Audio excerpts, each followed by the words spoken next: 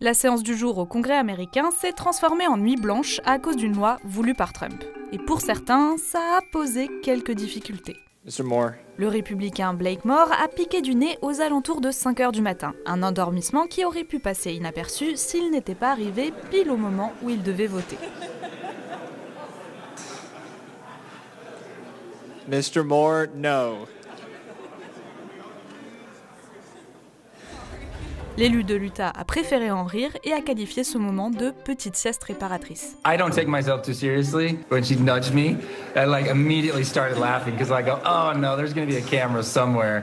All my other colleagues were in the back room dozing off. They just were smart enough not to do it on camera.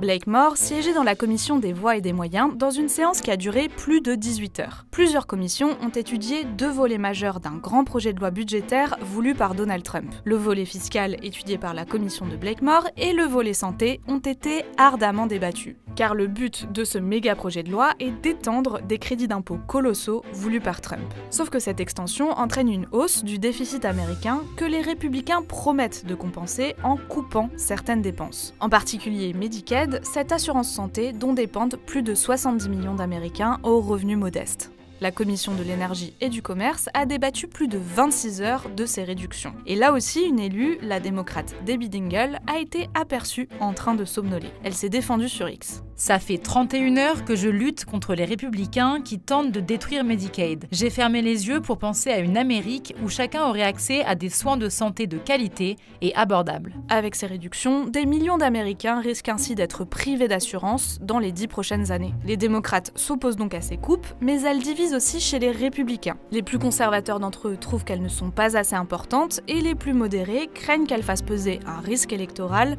pour les élections de mi-mandat de 2026.